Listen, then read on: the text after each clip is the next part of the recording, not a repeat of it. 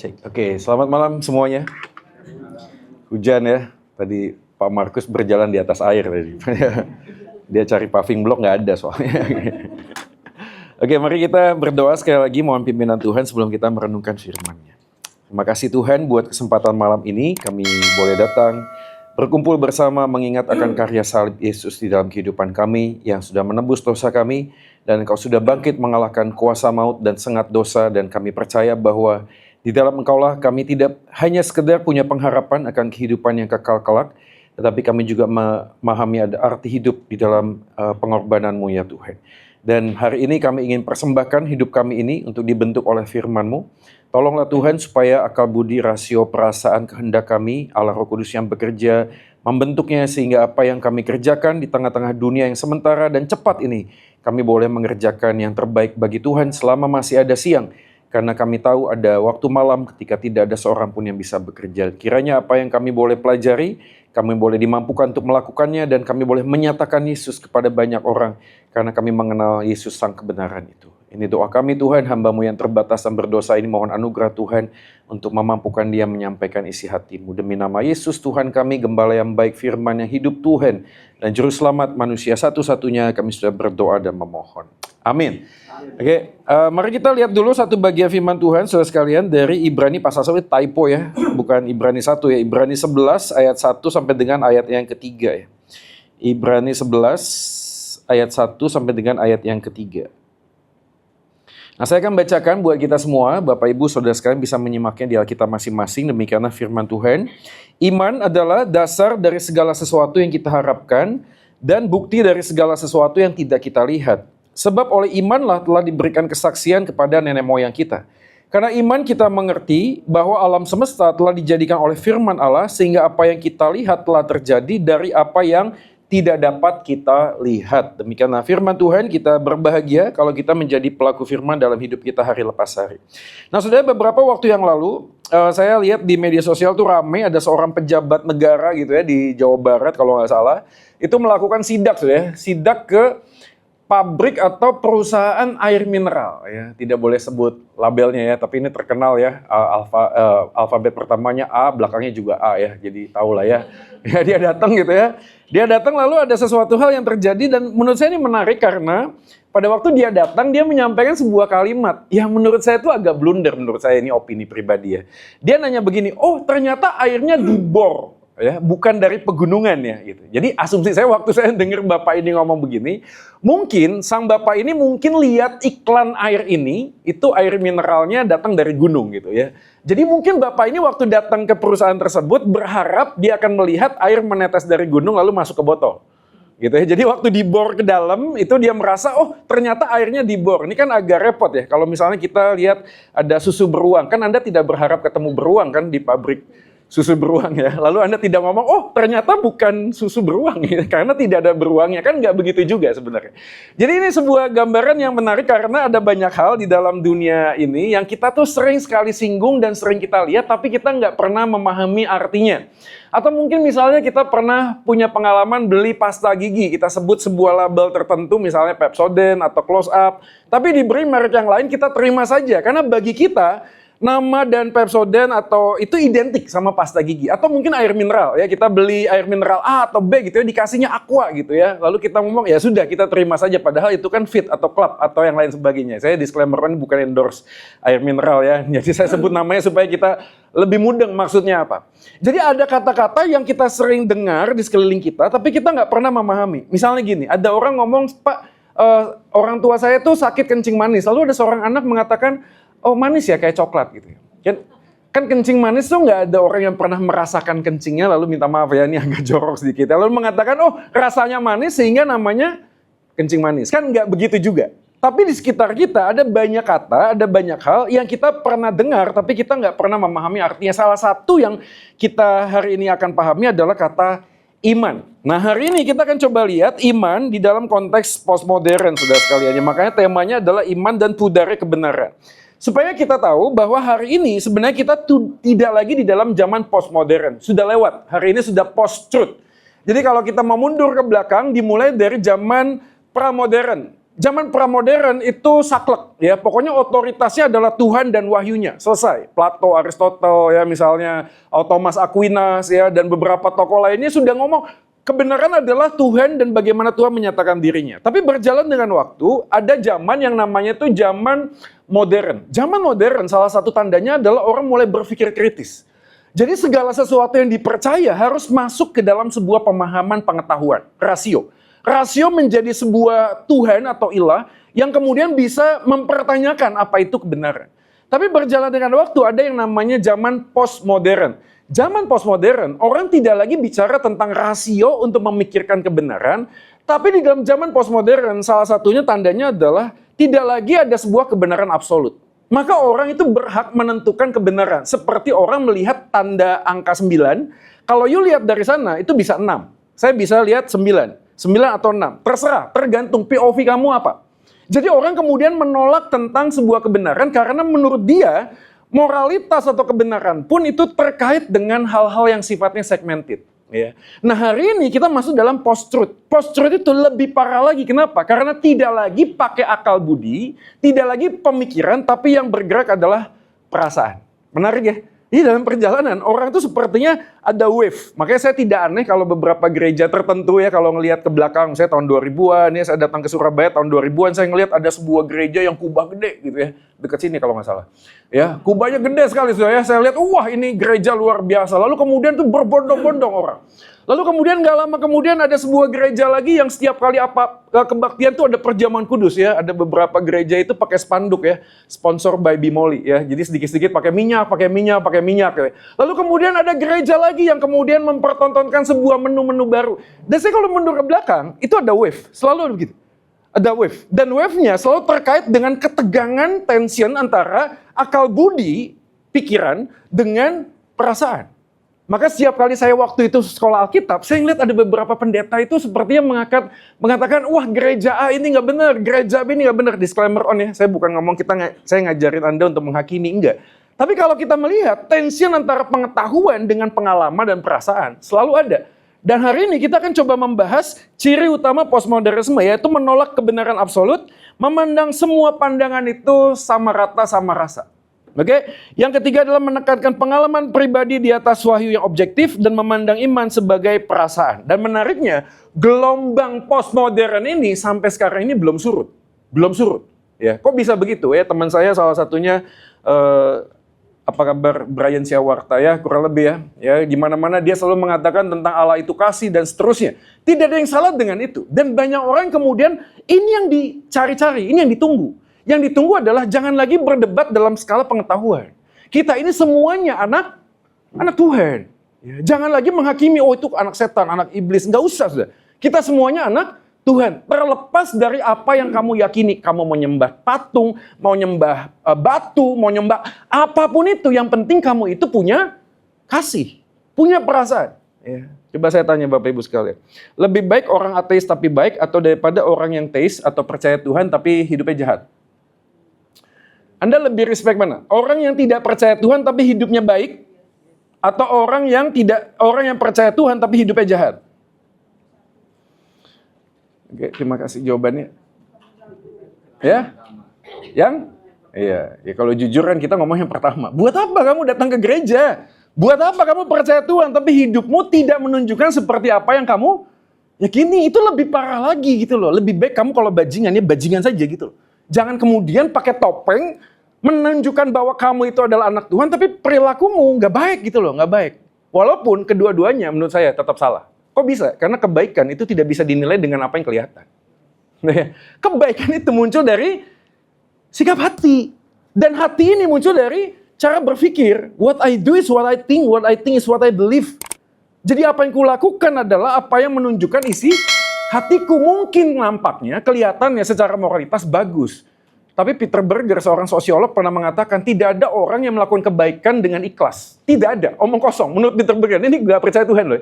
Jadi orang-orang pada waktu melakukan sebuah kebaikan, di dalam dirinya sendiri dia berharap dia akan menuai kebaikan yang lain. Kalaupun dia tidak dapat dari orang yang kepadanya dia baik, dia berharap paling tidak orang yang dibaikin tidak jahat kepada Dia menarik ya, setiap kali kita melakukan sebuah kebaikan, dan orang ini tidak datang pada waktu kita ini mengalami kedukaan, kita bertanya, kemana nih orang? Padahal gua sudah baik.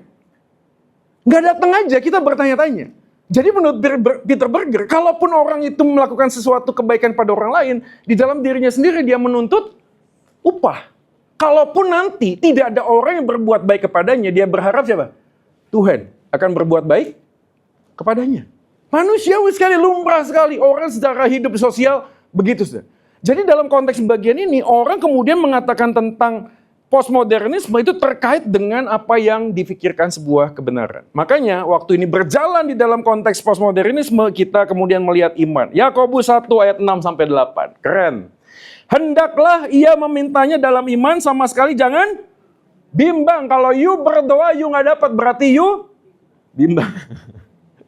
Sesederhana itu saya. Matius 21-22, apa saja yang kamu minta. Luar biasa saya. Hari ini fenomenanya menarik. Kalau hari ini Anda sakit, taruh tangan Anda di tempat di mana Anda sedang sakit. Kalau sakitnya jantung, paru-paru, ginjal masih oke. Kalau ambeien, ya, agak susah saya. Ya, kalau prostat, agak susah saya. Tapi orang punya kepercayaan. Kalau kamu berdoa, doamu harus detail. Betul ya? Ya, ada yang pernah denger ini nggak? Satu orang pendeta di luar negeri sana mengajarkan ini. Jadi kalau kamu mau mobil, pastikan mobil yang kamu minta itu harus ada di depan. Oke? Dipegang mobilnya, doakan pintunya berapa, warnanya berapa, cc-nya berapa, bannya berapa, ya betul ya? Semuanya didoain. Ya, masalahnya adalah dia bisa dapat mobilnya tapi nggak dapat mesinnya. Karena waktu doa dia lupa buka kap mesinnya. Harus doa sama mesinnya juga ya. Dia nggak pegang mesinnya soalnya dikasih mobilnya tapi nggak ada mesinnya. Saya rapat juga sih. Tapi ada orang yang menggunakan ayat ini, Markus 11:24, karena itu aku berkata kepadamu apa? Apa saja. Wah, luar biasa ya. Hari ini ada yang mau ganti mobil? Kayaknya ada baru launching BYD baru ya. mobil listrik baru. Waduh, ada orang yang pengen ganti mobil. Apa saja pakai ini sudah. Dan orang-orang tertentu kemudian di dalam masa post-truth, ada yang mengaku dan bersaksi, dia mendapatkan apa yang dia doakan. Gokil. Dan orang kemudian seperti terhipnotis mengatakan, kalau dia dapat, saya harus dapat. Karena kebenarannya menjadi apa? Pengalaman. Pengalaman menjadi standar sebuah kebenaran. Ada beberapa orang hari ini yang sakit dan berdoa setiap jam 3 pagi selama 3 jam, bersama dengan 3 orang. Wah, 3. Kok bisa dapat angka 3? Karena 3 itu angka sakral. Kenapa? Allah Tritunggal. Kayak gitu ya. Ya, pada hari yang ketiga, wah semua pakai angka 3 semuanya. Lalu kemudian apa yang dilakukan? Sembuh. Dan apa yang terjadi dalam dirinya? Pada waktu dia melakukan doa jam 3 subuh, 3 orang selama 3 jam, dan dia sembuh, dia ngomong apa? Ayo, kamu juga sakit ya? Kamu lakukan doa, ayo. Jam 3, ayo. Jam 3. 3 jam. Ayo, kamu cari orang 3 orang. Ya, nanti kamu juga akan sembuh. Maka pengalaman menjadi sebuah standar, sebuah kebenaran. Menarik saudara sekalian, kenapa post-truth movement terkait dengan pertama positive thinking movement. Berpikir positif membawa kesuksesan. Ada yang pernah dengar sih kalimat begini, hati-hati, kata-katamu adalah doamu. Saya nggak tahu berapa banyak orang Kristen masih percaya kalimat demikian. Saya bukan ngomong berpikir positif itu selalu salah semuanya. Enggak. Oke, kita berpikir positif itu baik. Tapi kalau berpikir positif dengan sebuah keyakinan bahwa kata-kata kita punya kuasa, jadi masalah. Kenapa? Karena ada the power of mind. Jadi orang-orang tertentu di dalam sebuah masa tertentu, dia tuh punya kekuatan di dalam dirinya yang bisa diungkapkan dengan cara apa? Meditasi. Jadi kan kita tahu ya, ini sinkretisme antara filsafat barat dan timur, udah ya. Ya, menggunakan segala sesuatunya. Maka sekarang hari ini tidak aneh lagi kalau Anda pergi ke rumah sakit yang modern ya. Dimanapun rumah sakit modern selalu ada bagian tusuk jarum. Herbal, ya cungko. Artinya ada sebuah pengobatan alternatif yang diyakini pun bisa dilakukan. Dan sekali lagi tidak ada yang salah dengan itu. Tetapi kalau kita menggunakan itu sebagai sebuah New Age movement, gerakan yang baru, memadupadankan semua kebenaran, repot sudah. Maka apa yang kita bisa simpulkan di awal ini dia. Sadar atau tidak, kita sering menggunakan kata iman sebagai jimat sudah untuk memenuhi apa yang menjadi keinginan diri kita sendiri. Imani saja. Ya. Kayak yang paling bener ya. Imani sudah ya. Ada 5 orang sakit datang kepada pastor didoakan. Yang 4 sembuh, 1 tidak sembuh. Dikatakan, kamu kurang beriman. Gitu ya. Beriman, saudara, ya harus beriman. Maka ada orang bingung, beriman tuh gimana caranya? Beriman tuh bagaimana? Ya, saya kan pernah cerita ya, saya pernah menginjili seorang susu, saudara. Keyakinan dari ya Konghucu dan lain sebagainya ya. Setelah saya cerita tentang Injil, selesai, saudara. Lalu saya tanya, gimana apa yang mau ditanyain? Saya udah basi, saya udah sering denger gini. Saya punya banyak teman Kristen. Gini deh, Alkitabmu kan mengatakan dengan iman sebiji sesawi bisa memindahkan gunung. Masih ingat ya? Ayo, kamu punya iman? Coba doa, jangan mindahin gunung kegedean. Ya, ini Aqua. Coba yuk doa, pindahkan ini ke sini. Oke. Ya, seperti biasanya saya menantang Bapak Ibu punya iman? Siapa yang mau duluan coba? Jangan suruh mindahin gunung kegedean, mindahin Aqua. Jadi menarik perkataan susu ini, saudara. Seakan-akan mengatakan kalau misalnya kita punya iman, berarti iman kita menggerakkan Tuhan. Kalau kita punya iman, maka Tuhan tidak punya pilihan, kata Pak Yakub. Kalau kita punya iman, Tuhan tidak punya pilihan. Dia akan melakukan seperti apa yang ku inginkan. Terus saya bilang sama susu itu, Su, kita kan duduk di kursi ya. Saya tanya, maaf ya Su, bisa angkat kursi itu nggak? Oh, dia sampai ngomong, bisa lah. Siapa bilang nggak bisa? Saya perintahkan susu angkat kursi itu. Siapa kamu suruh-suruh saya? Sama Su, makanya Tuhan itu bisa melakukan segala sesuatu. Tapi siapa kita suruh mindahin ini gitu loh. Tuhan tuh bukannya nggak punya kerjaan, bukan begitu. Lalu dia tersenyum simpul gitu. Tapi selesailah diskusinya. Tapi menariknya adalah perkataan ini membuat kita kemudian memikirkan apa itu iman. Nah inilah iman dari Ibrani pasal yang ke-11. Kita pertama belajar tentang satu bagian firman Tuhan. Iman adalah kebenaran akan keberadaan Tuhan yang benar. Coba kita lihat ayat yang pertama dari Ibrani 11. Iman adalah dasar dari segala sesuatu yang kita harapkan dan bukti dari segala sesuatu yang tidak kita lihat. Menarik sekali karena kata dasar di sana dipakai kata hypostasis. Beberapa terjemahan bahasa Inggris menggunakan kata assurance. Assurance ini gambaran tentang sebenarnya itu digambarkan dengan wujud atau hakikat. Maka Ibrani pasal 1 ayat 3, dia adalah gambar Allah, kata gambar wujud Allah dipakai kata yang sama. Jadi Ibrani pasal 1 ayat 3 mengatakan, iya, Yesus adalah cahaya kemuliaan dan gambar wujud Allah. Jadi waktu dikatakan iman adalah dasar, ini dasar terkait dengan hypostasis, hakikat keberadaan Tuhan yang sesungguhnya. Dan menariknya adalah John Calvin dalam bukunya The Institute of Religion itu mengutip kata hypostasis dengan kalimat begini. The word hypostasis means a subsistence in God's essence. Ini ada terjemahan Indonesia di bawahnya. Yang meskipun berhubungan dengan yang lain dibedakan oleh sifat yang tidak dapat dibagikan. Jadi hypostasis itu menggambarkan tentang, kita ngomong tentang istilah Allah Maha Kuasa, Allah Maha Kasih, Allah Maha Baik, Allah Maha Adil. Sesungguhnya kita tahu nggak kata kasih, adil, dan baik itu? Apa itu kasih? Apakah saya mengasihi istri saya mengasihi jemaat, saya mengasihi binatang peliharaan saya mengasihi orang-orang di sekitar saya adalah kata yang sama? Kadang kan bingung juga ya. Saya selalu kasih contoh ya. Saudara, saya mengasihi istri saya. Waktu dia ulang tahun, saya berikan dia bunga. Saya mengasihi istri jemaat saya. Betul? Masa saya benci? Kan nggak mungkin. Pada waktu istri jemaat saya itu ulang tahun, saya juga kirim dia bunga. Kira-kira benar nggak? Nah, saya bisa di PHK, betul nggak sih? Ya. Itu kan istri orang. Loh, Pak, saya mengasihi istri Bapak. Sama seperti saya mengasihi istri saya. Apakah begitu? Ada anak usia 3 tahun. Oke? Bayi. Orang tua mengasihi bayi. Oh, diangkat-angkat. Lucu, gemes. Sini, peluk. Oke ya? Bertumbuh dewasa, umur 18 tahun. Aduh anakku, gemes. Sini tak gendong. Oh, langsung boyoknya kena. Gendong, badannya gede. Nah pertanyaannya, kasih kita kepada anak umur 3 tahun dengan kasih kita kepada anak 18 tahun sama nggak? Halo, sama nggak? Sama lah, kita mengasihi, betul? Tapi cara kita mengasihi, jadi beda, saudara. Jadi beda. Manusia dengan manusia saja ngomong tentang kasih, kita nggak ngerti. Apalagi kita ngomong tentang Tuhan.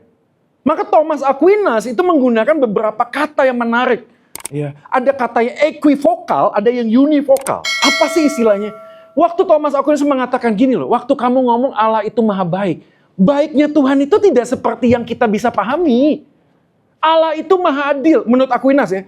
Kita nggak bisa memahami bagaimana adilnya Tuhan itu. Nggak bisa, karena kata yang sama digambarkan kepada manusia. Hanya sebatas manusia bisa kenal Tuhan. Terbatas sudah. Makanya waktu kita baca Alkitab, ada istilahnya antropomorfisme, tahu ya? Bahasa kata-kata yang dipakai kena kepada manusia, tapi sebenarnya menggambarkan siapa Tuhan. Mata Tuhan ada di segala tempat. Pertanyaan, apakah Tuhan punya mata seperti kita? Jadi yang di sana ada 2, yang ini -2 ya. Sana yang positif, ada yang silinder matanya begitu. Allah menyesal. Lalu kita mengatakan, ini Allah menyesal. Berarti dia kemudian, merasa sudah menciptakan, menyesal. Enggak saudara, itu semua kata dipakai dalam Alkitab, istilahnya antropomorfisme. Supaya kita manusia yang terbatas bisa mengerti dan mengenal Tuhan yang tidak terbatas. Di dalam tataran yang kita bisa pahami. Jadi waktu kita ngomong Allah Maha Kuasa, Allah Maha Kasih, bisa nggak kita percaya, tahu kuasa dan kasih? Nggak bisa saudara. Dan menariknya adalah John Calvin menambahkan sebuah kalimat yang menjadi penting. Hypostasis akhirnya bukan sekedar konsep filsafat, tetapi dasar pengalaman iman. Jadi waktu Ibrani pasal 11 mengatakan, iman adalah dasar, manusia yang terbatas tak bisa mengenal siapa Tuhan. Tuhan itu datang ke dalam dunia ini untuk memperkenalkan siapa Tuhan yang sesungguhnya di dalam diri Yesus. Maka kita di dalam keterbatasan kita bisa memahami siapa Tuhan ketika Tuhan itu menjadi manusia, saudara. Jadi kalau ditanya, Allah itu kasih, bagaimana Anda bisa menunjukkan Allah itu kasih? Yesus mati menembus kita dalam kayu salib. Allah itu Maha Kuasa, bagaimana Anda menerjemahkan kuasa? Di dalam kemahakuasaannya Allah justru membatasi kuasanya. Sebenarnya fenomenal loh, Anda tidak bisa dapatin di agama yang lain. Di dalam kemahakuasaan Allah, dia justru mengambil pilihan untuk membatasi kuasanya. Supaya apa? Supaya dia bisa menunjukkan kasihnya yang tak terbatas. Bagaimana Pak caranya untuk menunjukkan kasih yang tidak terbatas ketika Allah dengan kemahakuasaannya membatasi kuasanya? Saudara, kalau orang nggak punya apa-apa, ya, lalu dia ngomong berserah, kita bisa ngerti, betul nggak sih? No option. I have no choice at all. Maka saya mengatakan, saya berserah padamu ya Tuhan. Bisa ngerti. Tapi kalau orang dalam posisi punya materi, punya posisi, punya segala sesuatu, dan mengatakan, Tuhan aku berserah kepadamu, lebih sulit nggak? Coba, lebih sulit nggak? Ini ada satu orang bisnismen, baru bertobat, terus bilang sama saya, Pak Joy, berat ya ikut Tuhan ya? Saya bilang, kenapa? Ini ada masalah di pabrik saya. Lalu gimana? Ya, gini loh. Dulu sebelum saya percaya Yesus, ini masalah. I just have to pick up my phone and I call someone, then everything will be okay. Tapi saya tahu jalur itu tidak menyenangkan hati Tuhan. Dan dia memilih justru tidak melakukan hal yang dahulu, lalu kemudian tetap hanya bisa berdoa kepada Tuhan, tidak menggunakan semua fasilitas yang dia miliki. Bagi saya, itu lebih sulit. Kenapa? Karena bagi orang ini, dia sedang belajar untuk menyangkal diri. Gini, ngomong Tuhan segalanya, kalau kamu punya segalanya itu gampang. Tuhan kau segalanya. Ya kamu punya segalanya. Halo? Coba kalau segala yang kamu punya itu diambil daripada Tuhan, baru engkau mengatakan Tuhan kaulah segalanya. Baru benar. Tapi kalau kita ngomong Tuhan kaulah segalanya, aku punya segalanya. Saya gampang sudah. Gampang sekali ngomong itu. Dan si engkau ini waktu saya tanya, terus gimana sekarang? Ya sudah, saya doa sama Tuhan. Masalahnya selesai nggak? Selesai sih. Ada resikonya, ada. Apa itu? Ya, cuanku kepotong 70%. Dan ini menariknya, dia ngomong begini. Tapi Pak Joy, aku mau ngomong sama Pak Joy. Aku belum pernah mengalami damai sejahtera lebih daripada apa yang aku alami hari ini. Luar biasa sudah. Dan aku tahu bahwa damai sejahtera itu nggak bisa dibeli dengan uangku. Nggak bisa dibeli dengan uangku. Jadi pada waktu Yesus yang adalah Tuhan, memilih untuk membatasi kuasanya supaya menunjukkan kasihnya yang tidak terbatas, membuat kita sadar itulah hypostasis. Jadi iman adalah dasar keberadaan Tuhan yang kita tak bisa pahami. Tuhan itu menyatakan dirinya kepada kita. Kita baca ya. 3:2 ya. Iman dalam kekristenan bicara tentang inkarnasi yang merupakan jawaban atas pertanyaan manusia tentang Tuhan. Bukan manusia mencari Tuhan, tapi Tuhan yang datang dan mencari manusia. Saudara, iman ada dasar. Ini bukan bicara tentang saya pengen apa lalu Tuhan jawab. Bukan. Iman ada dasar artinya sang hakikat kebenaran itu yang tidak terbatas membatasi dirinya, menunjukkan dirinya kepada manusia sehingga saya bisa ngerti keberadaan Tuhan yang sejati. Jadi pelajaran apa yang kita bisa dapatkan ini dia. Kita baca ya 3:2 ya. Sejatinya inilah iman di dalam Kristus. Bukan tapi mencari. Bukan menuntut. Anda bisa langsung dapat aplikasinya. Kalau Tuhan begitu mencari dan tidak menanti, maka setiap kita yang sudah mengalami Tuhan di dalam hidup kita, ini tadi hypostasis perjumpaan, maka kita belajar tidak menanti tapi mencari. Apa sih maksudnya? Ada orang Kristen hari ini yang punya masalah dengan orang lain, tapi nunggu orang itu datang sama dia. Ya kasus klasik lah ya. Punya kebencian sama seseorang. Terus ngomong gini, Pak, yang salah sono, Pak, bukan sini. Ya saya nunggu sono datang sama saya, sungkem 3 kali sujud, saya ampuni, Pak. Saya maafkan, Pak. Ayo, Pak. Berapa banyak orang hari ini punya sakit hati dengan siapa? Papa mamanya. Dan menjadikan dirinya playing victim, jadi korban. Saya ini begini karena dia. Wah, siapa yang begitu? Saya begitu. Setiap kali saya dikonseling, saya selalu mengatakan, saya ini jadi pecandu narkoba. Bukan saya yang mau, tapi karena papa saya tidak pernah hadir di rumah. Oh, jadi nyalahin orang lain. Tapi dari firman saya belajar, iman yang sejati itu mencari, bukan menanti. Iman yang sejati itu memberi, bukan menuntut, saudara. Berapa banyak pasutri hari ini bergumul dengan pernikahan, kenapa? Karena dia berkata, kalau dia nggak sempurna, dia tidak layak dicintai. Pada saat yang sama dia nggak sadar, dirinya sempurna nggak? Dirinya nggak sempurna, dicintai Tuhan nggak? Dicintai Tuhan. Jadi kalau Tuhan mencintai kita yang tidak sempurna, bagaimana mungkin kita nuntut orang lain harus sempurna? Supaya kita bisa cinta. Ada uang abang disayang, betul? Tidak ada uang, ya abang ditendang. Ya saya disclaimer on lagi ya, saya bukan ngomong uang, materi, ya tas Hermes, ya Gucong, Vuitton, nggak penting. Ya penting lah ya, kan duit-duit kita juga ya. Tapi kita perlu bertanya, apakah saya cinta orang itu atau saya sedang memanfaatkan orang itu untuk memenuhi apa yang saya butuhkan?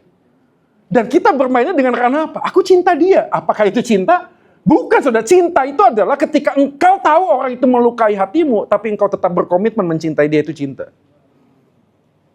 Karena apa? Itulah yang dilakukan Yesus kepada kita. Waktu kita melukai hati Yesus, Tuhan Yesus tetap datang memeluk kita, brother. Halo? Dia datang mencari kita, saudara. Anda tahu bapak yang nunggu anak bungsu? Itu sebuah buku yang menarik, saudara. Jadi waktu bapak ini mengejar anak ini, Anda tahu apa yang dilakukan bapak pada zaman dulu? Itu pakai jubah. Untuk bisa berlari mendapatkan sang anak, apa yang dia lakukan? Mempermalukan dirinya sendiri. Kok bisa begitu, Pak? Karena dia harus mengangkat jubahnya dan auratnya kelihatan. Jadi waktu sang bapak mengejar anak bungsu ini, yang sebenarnya tidak layak untuk didatangi. Gak layak, saudara. Ini minta duit, kabur, saudara. Foya-foya. Bahkan anak ini mengatakan, ya gue jadi pegawai bapakku gak apa-apa lah. Yang penting gue bisa makan, ini mau cari makan kemana. Dengan motif demikian datang, ini bapak berlari mendapatkan sang anak dengan cara apa? Mempermalukan dirinya sendiri, mengangkat jubahnya dan mengejar anak tersebut. Kasih yang begitu ajaib itu membuat kita harusnya melakukan hal yang sama, betul nggak sih? Tapi berapa banyak hari ini pernikahan di ujung tanduk, kenapa? Karena kita merasa orang itu harus berubah seperti yang kuinginkan baru aku bisa mencintai dia kembali. Ya, saya tahu ini kasusnya nggak gampang ya, pelik. Ya, apalagi kalau udah masuk dalam ranah pastoral, betul nggak sih? Ada pasangan suami istri menikah 7 tahun. Sebelum menikah pacaran 5 tahun. Udah kurang apa sebenarnya? Tapi dalam masa pernikahan, awal-awal pernikahan mulai curiga, ini ada apa ya sama suami saya? Ternyata baru ditengarai bahwa orang ini punya gangguan mental. Jadi kecanduan judi. Dan semua harta istrinya sudah dikerjakan, emasnya sudah ditabung, semuanya diambil sama suaminya. Jadi kalau datang sama saya, pertanyaannya menjadi sangat pelik. Terus saya harus gimana? Ya apa yang bisa dilakukan, kita lakukan. Ya puji Tuhan, karena ada aturan baru pernikahan tentang bagi harta. Betul ya? Ada yang tahu ya? Akhirnya dilakukan dulu. Sebagai apa? Apakah ini hanya sekedar supaya saya bisa nyaman dan aman? Bukan. Tapi saya mau belajar Menjaga apa yang menjadi berkat Tuhan yang Tuhan percayakan kepada saya. Pisah harta. Itu bisa dilakukan. Lalu bagaimana dengan suaminya? Kita dampingi. Lakukan 1 kali, 2 kali, 3 kali. Jatuh lagi nggak? Jatuh lagi sudah. Tiba-tiba ada debt collector datang. Pak, minta maaf, ini suaminya Bapak udah ratusan juta, Pak. Hah? Ratusan juta? Sudah bagaimana mencintai orang seperti ini? Apalagi kasusnya. KDRT. Yuk mau ngomong apa? Apakah kita bisa ngomong, kita tetap berserah pada Yesus. Tuhan akan kasih kekuatan. Kamu nggak digebukin. Coba kamu dalam posisi istrinya yang setiap hari harus digebukin. Gak gampang, betul gak sih? Gak gampang. Tapi kalau kita melihat kepada Yesus, kita menemukan jawaban. Jawabannya adalah bukan aku yang bisa, bukan kamu yang bisa, tapi Yesus yang bisa. Kok bisa begitu, Pak? Karena Yesus menanggung segala penderitaan yang melampaui apa yang aku pernah bisa alami. Jadi kalau Yesus sudah melakukan hal itu, bisa nggak kita komplain sama dia? Halo? Yang diambil uangmu, bukan harga dirimu. Yang dicambuk mungkin baru 1 dan 2 kali, tapi Yesus sudah melakukan segala sesuatu. Saya bukan ngajarin begini, kalau gitu Pak kita kasih tubuh saya Pak atas nama cinta, ya udah pukullah saya karena aku mencintaimu. Bukan begitu juga. Kok bisa Pak? Karena love the Lord your God, love your neighbor as yourself. Jadi kalau ditelepon, Pak ini gimana suaminya pukul? Saya bilang gini, udah dampingi, udah. Ada konselor, udah. Pendeta ada, udah. Oke. Masih mukul? Masih. Saya telepon polisi sekarang.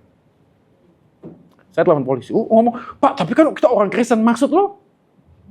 Maksud lo apa? Ya kita kan orang Kristen harus mengampuni. Jadi maksudnya apa? Begitu. Kalau kamu mau pukul, pukul aku. Tapi aku cinta kamu. Begitu? Konyol saudara. Enggak begitu saudara cara mainnya. Kita lapor polisi atas nama apa? Kasih. Saya masuk panti rehab, itu nggak semuanya voluntarily saya mau datang. Saya mau sembuh, saya datang ke panti gitu. Enggak saudara, mami saya bayar polisi tangkap saya. Dimasukin ke panti rehab. Marah nggak saya sama mami? Marah, mami ngapain sih? Saya kok dipaksa masuk, kalau saya mau sembuh ya sembuh sendiri. Tapi kalau saya terus menerus begitu, sembuh nggak saya? Enggak. Saya dipaksa kenapa? Karena mami saya cinta saya. Sekali lagi, cinta itu ada disiplin. Disiplin itu menyakitkan. Tapi kasih yang sejati memulihkan. Dan ini dilakukan oleh Tuhan kepada kita, saudara. Akhirnya kita bisa sadar bahwa iman adalah hakikat keberadaan Tuhan. Yang kita nggak bisa ngerti. Tetapi di dalam dirinya kita sadar, kita tahu. Itulah dasar dari iman kita. Saudara, bagian yang kedua, ini saudara. Oke, bagian yang kedua adalah kata bukti. Menarik ya saudara, karena kata bukti yang dipakai di sana, iman adalah dasar dari segala sesuatu yang kita harapkan, dan bukti dari segala sesuatu yang tidak kita lihat. Kata bukti di sana dipakai kata elenkos. Dalam terjemahan bahasa Inggris adalah conviction, keyakinan. Jadi ini terkait dengan ayat 3. Yang terkait dengan kalimat, karena iman kita mengerti bahwa alam semesta telah dijadikan firman Allah, sehingga apa yang kita lihat terjadi dari apa yang tidak kita lihat. Artinya, di dalam dirinya sendiri, manusia perlu merespon hypostasis. Tuhan menyatakan dirinya kepada manusia. Bagian Tuhan. Tapi pada saat sama, kita punya conviction dan keyakinan. Dan conviction dan keyakinan dengan hypostasis harus seimbang. Jangan sampai kita ngomong, wah saya tahu Tuhan menyatakan dirinya. Tapi bukan Tuhan yang menyatakan diri, itu ngomongnya gua punya keyakinan saja. Hypostasis dan elenkos harus berjalan bersama-sama. Saya kan salah satu olahraga saya itu nge-gym ya. Jadi, sekarang udah off tapi di rumah aja. Angkat dumbbell, push up, sit up dan sebagainya. Tapi saya kalau nge-gym, saya ngelihat ada beberapa keanehan. Ya agak lucu sih ya. Jadi ada orang, badannya gede sudah ya. Tapi setiap kali datang ke tempat gym, yang dilatih itu bicep, tricep, chest, ya, lateral raise. Wah dia pakai alat semua begini ya. Dia nggak pernah ngelatih kaki. Ya, pokoknya dia nggak pernah ngelatih kaki. Lama-lama saya lihat bentuk badannya tuh agak aneh, soalnya. Pernah lihat Popeye gak sih? Kurang lebih gitu ya. Kakinya cuili gitu ya. Jadi, tapi kakinya kecil. Masalahnya, kepalanya kecil. Itu kayak tutup botol soalnya jadinya. Wah, ini kok latihannya kok jadi gak bagus gitu loh ya. Jadi keseimbangan itu menjadi penting. Kenapa? Karena iman adalah titik pertemuan antara pengenalan yang Tuhan nyatakan kepada kita dengan pengalaman kita, dengan keyakinan hidup bersama dengan Dia. Maka kalimatnya adalah yang kita lihat terjadi dari apa yang tidak kita lihat. Maka iman adalah titik pertemuan antara penyataan diri Allah dan keyakinan kita akan kehadiran Allah dalam kenyataan hidup kita. Amin gak sih? Saudara, tidak perlu ada pengalaman-pengalaman yang spektakuler. Saya tahu ya, beberapa gereja itu seperti gereja saya ya. Kalau udah kita nyanyi ya, WL Game, mari kita menyanyikan Allah itu baik. Amin, amin. Oke. Kita nyanyi Allah itu baik. Selesai. Apakah kita percaya semua Allah itu baik? Percaya. Oke. Siapa yang mau membagikan kebaikan Tuhan dalam hidupnya? Langsung doa syafaat semua. Ya, dan saya sudah menebak template-nya, ya, yaitu WL-nya akan memulai. Oke, saya duluan nih yang memulai, setelah itu nanti disambung. Ya. Terus WL-nya ngomong. Oke, siapa yang mau nyambung? Doa syafaat kedua, ya. Oke. Lalu nyanyi lagi, nggak ada yang ngomong. Menariknya, ada ekstrim di sebuah gereja yang lain kalau saya diundang. Allah itu baik, amin, amin. Oke. Belum disuruh, angkat tangan semua, saudara. Belum disuruh, saudara. Angkat tangan semua. Ya, mau bersaksi, aduh, tapi minta maaf ya. Kadang-kadang saya juga agak geli dengar kesaksiannya. Ada satu orang oma. Minggu ini saya masak nasi goreng. Waktu masak, saya tanya Roh Kudus. Ini kira-kira keasinan apa enggak ya? Gitu. Terus saya tanya Roh Kudus, ini keasinan apa enggak ya? Terus Roh Kudus bicara kepada saya, tambahkan 1 sendok lagi. Wah gitu. Saya tambahkan 1 sendok lagi. Puji Tuhan, nasi goreng saya dipuji sama keluarga saya. Wih. Ya saya bukan ngomong ini, ya boleh-boleh juga ya. Ada orang tuh, aduh saya lupa naruh kunci di mana ya. Saya tanya Roh Kudus ya. Ini kan jadi repot ya. Jadi Roh Kudus ini pembantu, asisten rumah tangga atau asisten pribadi atau apa gitu ya. Tapi sekali lagi ya, ini 2 ekstrim. Tapi ini penting untuk kita bisa pahami. Kenapa? Karena waktu kita hidup bersama dengan Tuhan, Tuhan itu hidup dalam hidup kita. Tuhan itu hidup. Jadi kalau Tuhan itu hidup, dia memberikan kepada kita kepekaan. Kepekaan untuk ngerti bahwa pilihan yang kita ambil, ini seperti yang Tuhan ingin, apa yang seperti aku ingin. Nantikan ya, sekalian promosi, hari Jumat mendatang ada IG Live saya dengan Yesua Abraham. Ya, sempat rame, viral di media sosial karena dia waktu itu nyanyi dan mengatakan Tuhan bernyanyi buat kita. Hanya aku gitu ya, yang paling mengenal pribadimu gitu ya. Terus orang ngomong, siapa nih kok Tuhan bisa nyanyi gitu ya. Kok Tuhan bisa ngomong begini? Wah. Terus dia ngechat sama saya. Ya saya ngobrol. Ya kalau kita ngomong tentang nyanyi ya Tuhan bisa nyanyi nggak? Bisa nyanyi nggak Tuhan? Saya percaya Yesus tuh waktu ada dalam dunia ini suka nyanyi. Keyakinan apa Pak? Karena kalau Anda membaca kitab-kitab perjanjian lama itu ada nadanya. Kalau bahasa itu chanting ya, chanting. Jadi orang tuh dalam gereja-gereja seperti saya itu mazmur tuh dinyanyikan. Kenapa? Bukan karena nadanya dibuat-buat, enggak. Karena di dalam kata-katanya tuh ada nadanya. Jadi saya yakin Yesus pada waktu dia datang ke sinagog, ke bait Allah, dia nyanyi nggak? Dia nyanyi. Tapi permasalahannya adalah pada waktu Tuhan itu nyanyi buat kita dan dia menunjukkan dirinya sebagai Tuhan, ini jadi repot. Walaupun sekali lagi kalimat yang disampaikan salah nggak? Nggak salah juga sih, nggak salah. Tapi itu sebuah perdebatan. Akhirnya apa? Ini suara hati apa suara Tuhan? Ya. Jadi jangan lupa nantikan hari Jumat. Nah, kita pengen ngobrol aja sih. Gimana kita bisa membedakan artinya dalam waktu kita ngomong tentang keyakinan keberadaan Tuhan dengan Tuhan yang menyatakan diri kita. Dan kira-kira kita punya jawabannya. Paling nggak sedikit. Apa itu? Karena apa yang kita yakini tidak akan pernah bertentangan dengan penyataan diri Allah kepada kita. That's it. Ya. Dan kita tidak perlu lagi ngomong, wah saya mendengar wahyu. Enggak, saudara. Karena inspirasi sudah selesai. Kenapa? Ayat Alkitab sudah selesai. Wahyu itu close. Yang kita hari ini dapatkan bukan inspirasi, tapi iluminasi. Iluminasi adalah cara Allah Roh Kudus bekerja dalam diri kita untuk memampukan kita mengerti firman yang kita baca. Jadi tidak ada lagi firman di luar Alkitab 66, gak ada lagi saudara, sudah selesai. Pengilhaman itu sudah selesai. Iluminasian masih terus berjalan. Tapi dari sini kita kemudian dapatkan pelajaran. Ini dia, kita baca sama-sama. 3, 2 ya. Berusaha memiliki iman yang benar jauh lebih penting daripada berusaha memiliki iman yang besar. Perhatiin ya, alasannya apa? Karena hidup itu berarti bukan karena apa yang kita miliki, tapi karena siapa yang telah memiliki kita. Katakan amin. Amin. Kenapa kita minta iman yang besar? Karena kita tahu kita butuh sesuatu dan iman kita memproyeksikan apa yang kita butuhkan. Nggak bisa, sudah. Kita ini hidupnya berarti, bukan karena iman kita besar atau kecil, bukan. Hidup kita berarti itu karena Tuhan sudah melihat diri kita, dan walaupun iman kita kecil, dia tetap melihat kita sebagai pribadi yang terbaik di mata. And I think that's more than enough. Benar cukup. Yesus sudah segalanya dalam hidup kita. Ya, ada sebuah lagu yang dia nyanyikan juga nih, bagus ya. Saya baru kemarin scrolling, bagus ya. Walaupun gunung itu tak berpindah, aku percaya kuasanya. Dan aku tetap percaya bahwa aku itu dikasih oleh Tuhan. Ini kan bagus ya kalimatnya. Jadi bukan masalah iman menggerakkan apa yang Tuhan inginkan untuk kita, yang kita inginkan dilakukan. Bukan. Iman adalah bagaimana kita bisa tahu dan sadar selaras dengan frekuensi Tuhan di dalam hidup kita. Maka keyakinan kita dengan penyataan diri Tuhan kepada kita tidak akan pernah bertentangan. Dan menariknya ada kata estin di sana. Ini yang kedua. Iman yang benar adalah jaminan akan penyertaan Tuhan. Maka di dalam bagian ini ada kata adalah. Yang sebenarnya tidak diterjemahkan. Sebab iman adalah dasar. Kata adalah itu estin.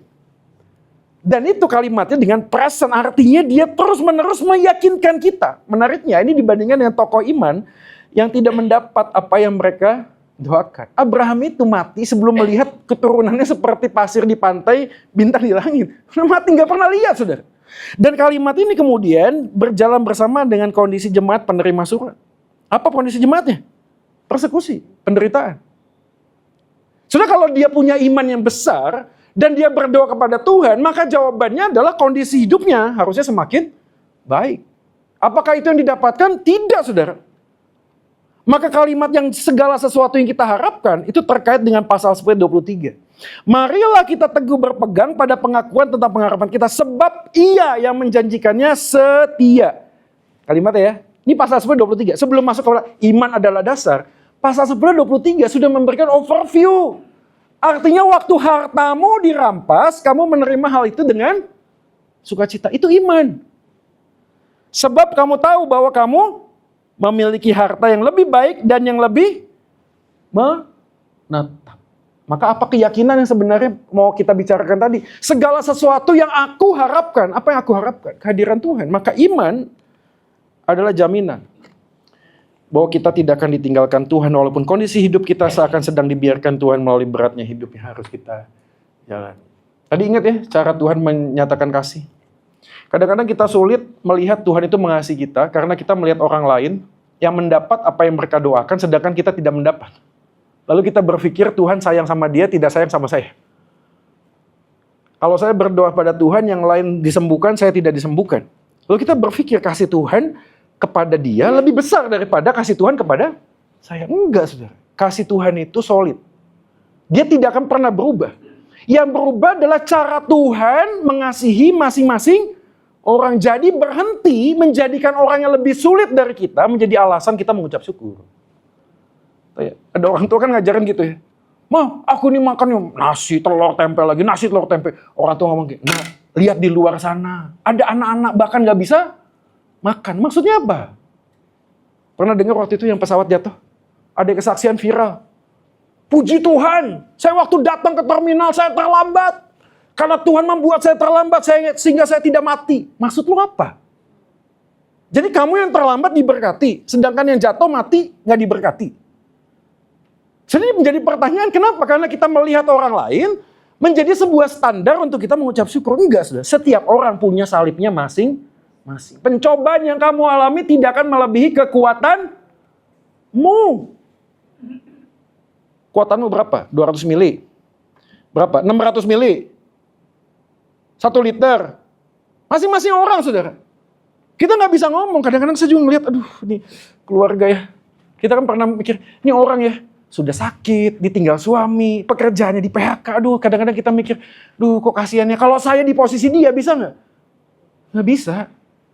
Tapi jangan jadikan dia menjadi standar kita, oh mari kita bersyukur karena hari ini kita bisa sehat. Kasihan, ini maksudnya apa ini? Ya. Jadi kalau gitu Tuhan benci dia, Tuhan sayang sama kita. Enggak, saudara. Tuhan itu mengasihi setiap orang. Tapi kasih Tuhan kepada setiap orang itu berbeda-beda caranya. Kenapa kita bisa tahu kasih Tuhan itu selalu akan hadir buat kita? Karena iman kita mengerti. Ini dia. By faith we understand. Kalimatnya sama. Kata kerja, present indikatif aktif. Jadi iman itu adalah kita memahami. Mengerti. Jadi bukan cuma sekedar post-truth tadi yang merasakan, tapi ini memahami, mengerti. Mengerti itu menggunakan akal budi, saudara. Maka iman butuh akal budi sebagai dasar kebenaran. Pada saat yang sama, kita membutuhkan ketidaktahuan supaya kita tahu iman kita tidak bergantung dengan cara berpikir kita. Satu bagian, kita perlu menggunakan akal budi kita untuk bisa mengerti. Tapi dalam konteks itulah C.S. Lewis menggambarkan Allah Tritunggal. Masih ingat nih? Dengan gambaran dimensi. Bagaimana Pak kita bisa mengerti? Sadarlah kita dimensi 2, Allah dimensi 3. Dalam kapasitas kita dimensi 2 memahami Allah yang dimensi 3. Bisa nggak? Nggak bisa. Yang kita bisa pahami hanya kotak karena kita kotak. 2 dimensi. Bagian kubus di belakangnya kita nggak bisa mengerti. Maka jalanilah kehidupan sebagaimana apa yang Tuhan percayakan kepada kita hari ini, saudara. Jadi kenapa ini menjadi berita baik buat kita? Karena pada waktu kita menjalani sebuah kehidupan, orang yang beriman bukan menyangkali fakta kehidupan dalam kesementaraan, tapi menaruh Injil sebagai lensa untuk melihat kehidupan dengan kacamata kekekalan. Saya tidak mengajarkan kita hari ini mengatakan, udah semua penderitaan Tuhan pasti akan jawab. Lalu kita cuma berdoa berharap. Enggak, saudara. Kita harus melihat dengan fakta kebenaran. Fakta kebenaran itu membuat kita kemudian memahami iman itu bergeraknya dinamis, saudara.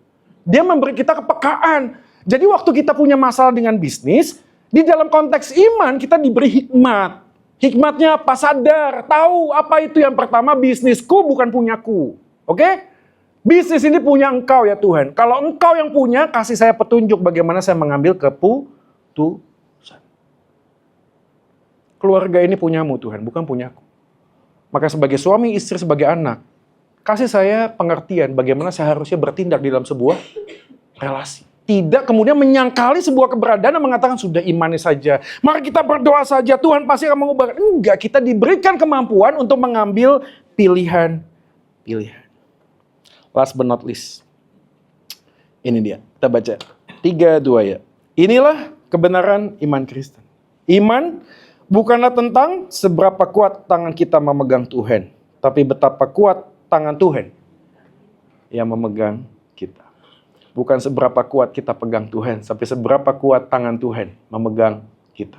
Dalam perjalanan hari-hari ini, iman membuat kita sadar ada hakikat yang dinyatakan Tuhan kepada kita, dan ada keyakinan bahwa aku tidak pernah ditinggalkan. Keyakinan aku tidak akan pernah ditinggalkan berjalan selaras dengan yang Alkitab nyatakan. Kenapa? Karena Rasul Paulus mengatakan baik penderitaan, pedang, ketelanjangan, tidak ada yang bisa memisahkan aku dari Allah di dalam Kristus Yesus. Dan jaminan itu menjadi membuat kita iman. Ayo kita berjalan dengan hikmat. Ya, tidak fatalisme. Dia mengatakan, sudahlah kita jalani saja gitu. Aku percaya masa depanku ada di tangan Tuhan. Nyebrang jalan, saudara nggak lihat kiri kanan. Aku percaya Tuhan akan menjaga aku. Wah, di jalan tol 150, 160 pasti. Kalau Tuhan mau mati sajalah. Kalau enggak pasti akan hidup terus. Nggak gitu, saudara. Nggak gitu. Karena kan jadi pertanyaan yang jelimet gitu loh. Kadiasa, gitu juga. Ada ayah di belakang. Habis pelayanan penghiburan. Kasiannya anak itu masih muda. Iya. Itu loh, nggak bisa jaga makan, diabetes, hipertensi. Terus satu susu. Pak Joy, tanya dong, jadi ini orang mati karena kehendak Tuhan atau karena dia diabetes? Ayo. Ada orang nggak jaga makan, hipertensi, diabetes, terus mati. Seakan-akan kan logika berpikirnya kalau dia jaga makan, pasti tidak. Pertanyaan, ada nggak yang jaga makan tetap mati?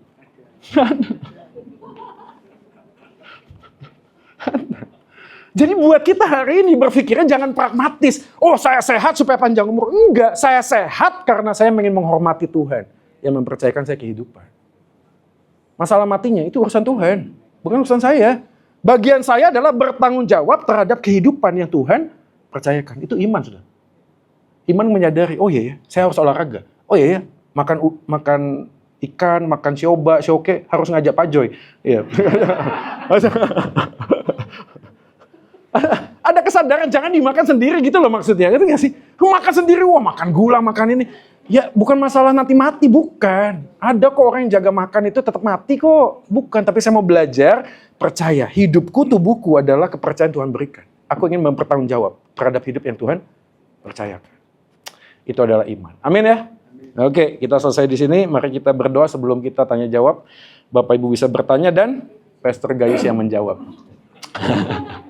Ya, mari kita berdoa ya. Tuhan, terima kasih buat firman ini. Tuhan tolong kami supaya kami bisa mengerti, memahami keberadaan Tuhan di dalam kehidupan kami dan bagaimana kami punya keyakinan yang sejati seperti yang Tuhan ingin untuk kami jalani. Kami terbatas, Engkau tidak terbatas. Tetapi di dalam ketidakterbatasan-Mu Engkau membatasi dirimu. Supaya kasih-Mu yang tak terbatas itu kami boleh mengerti.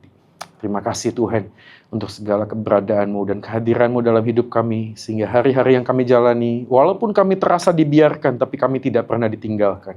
Iman membuat kami yakin dan kokoh bahwa Yesus segalanya sudah menyelesaikan dalam hidup kami. Engkaulah yang berharga di dalam hidup kami. Ini doa kami demi nama Yesus Tuhan kami berdoa. Amin.